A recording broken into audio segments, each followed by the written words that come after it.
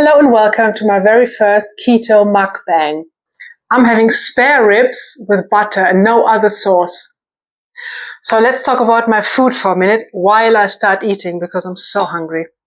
I just got my butter jar because I might want a little bit more butter. So you look at my food and you might be wondering, is she carnivore? Is she keto? What is she even eating?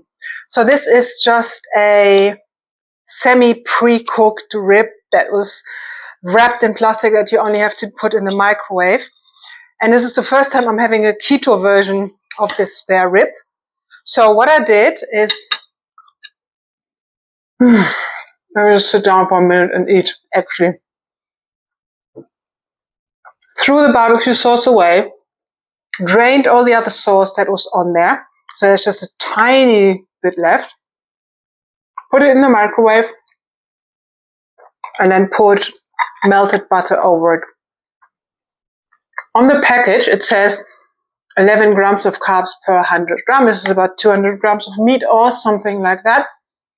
But I believe if you take all the sauce off, it's very low carb because it's just meat. And I can still taste a little bit of flavoring of the original sauce, but it's not sweet at all.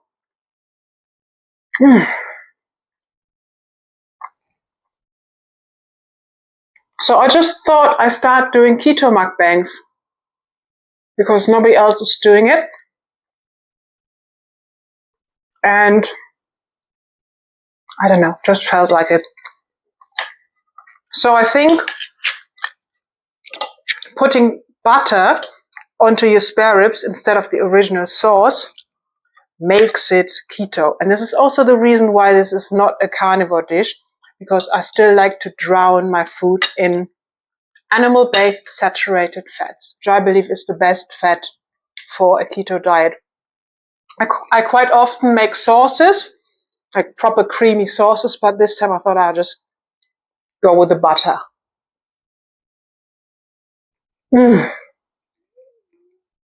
This is genuinely my lunch. It's 1:30 p.m. and I don't usually do breakfast. I didn't today. I have a keto tea. So I get really hungry for a proper meal at lunchtime. Yeah, it's very convenient not to have breakfast, but we're not talking about that right now.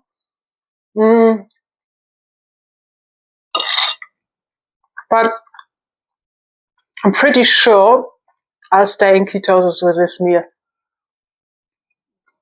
It looks like a lot of meat, but you know, half of it is actually bones. You might be wondering, where are the vegetables?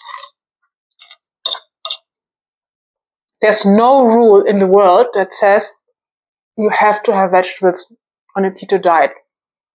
I believe plants want to kill me. If I eat vegetables, I eat broccoli, cauliflower, green beans, asparagus, cabbage. I need to cook the life out of them because otherwise my body reacts funny. And when I eat vegetables, they're just a sponge for the butter, for the cream cheese, and so on. But I believe it's absolutely not necessary to eat vegetables on a keto diet. I do sometimes. The reason I do it is to have a bit of variety, but I don't really want to feel the crunch of the vegetables. And also, if they're not cooked enough, they feel really bitter to me. So every now and then, like today, I'm just having a vegetable-free meal.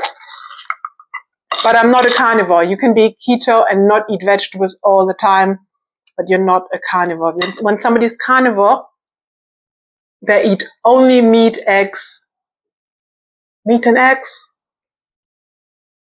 Anyway, I'm not talking about carnivores. So it's just today that I'm skipping the vegetables.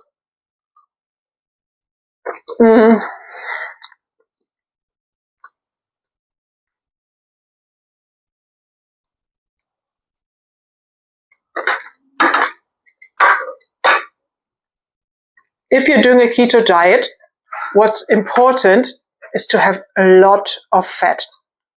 And Then secondly, you want to eat a little bit of protein.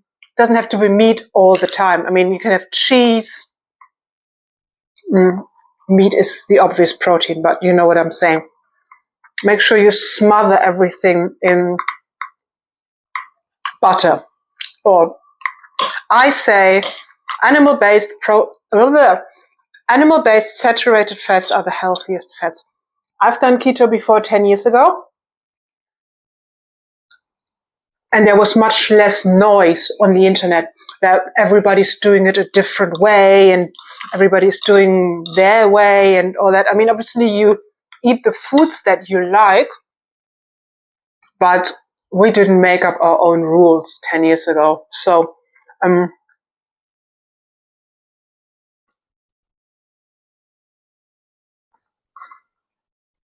it was quite easy for me now to come back to it, and intuitively I know what to do. I don't need to read up anything.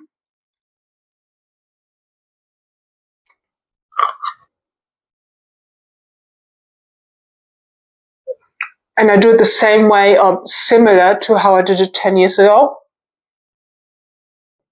Because that back then there was only this one way of doing keto. Although, I must admit, 10 years ago, I did think I need to eat more vegetables all the time. And now I don't care about vegetables. So I eat them for a bit of variety. I don't want to be a carnivore. I mean, I really like avocados, but you know how tricky avocados are because they decide when they're ripe. So sometimes my avocados are more likely to be a bit brown than too hard. Happens. I also eat tomatoes, peppers, and I'm not that bothered if I have 1 or 2 extra carbs with that type of food because I don't cheat. I never think, oh, I've accidentally eaten a bowl of pasta, and so I don't weigh or measure anything.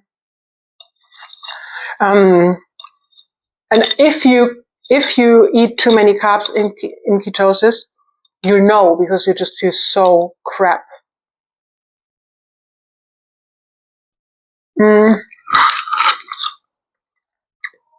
Yes, so I think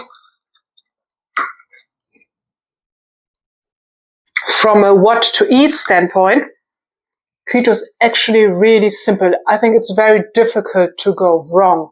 All you remember is eat a lot of fat, eat enough protein, and cut carbs. If there's a food that you're not sure about, look it up. So really, really obvious food to avoid. Anything that has carbs. So potatoes, rice, pasta, bread, wheat, any sugar, any desserts. So that's really, really easy. Sometimes you can be not sure about having a carrot or some sweet corn, but if you're otherwise quite good with your keto diet, nothing bad is going to happen. It's only when you then start adding potatoes, adding sweet potatoes, and so on, that's when you're not keto anymore. And I think that's what I really like about the keto diet as well, as opposed to paleo or just a low carb diet, is there's a very clear definition of you're in keto or you're not. You're doing the keto diet or you don't. There's no gray zone. And that's, for me, once I'm used to it, I'm now back into it about 7 weeks. It is very easy. It took me a while to mentally get used to the thought of that is it for now. This is it forever, probably. And at the beginning, I did miss certain foods, but now, another trick also is wait till you're hungry, because I think a lot of carnivores say that the meat really fills them up, which is true, but butter and saturated fats will fill you up even more. And I think that's why it's such a popular diet for weight loss, which I have nothing to say about, but it's because when you eat, you're full for hours. Just don't eat if you're not hungry. Food industry has brainwashed us to think, we need a snack every 3 hours. I have 2 meals a day now. one at lunch, one whenever I get hungry. Sometimes at 5, sometimes at 7. I have 2 keto teas during the day, a bone in my mouth. I want to finish here. I'm a dreadfully slow eater anyway, whether it's with keto or normal food. So if I continue, this will go on for probably half an hour. So I'll stop here. I hope you enjoyed this video. If you're wondering, is she drinking enough water? This is what I drink during the day.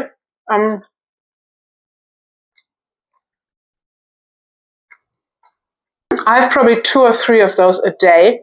So don't worry about my water intake and my electrolytes and all that. We're good. I'm feeling very well at the moment. And I leave it there. I hope you enjoyed this video and hopefully I'll see you again. I still have food in my mouth.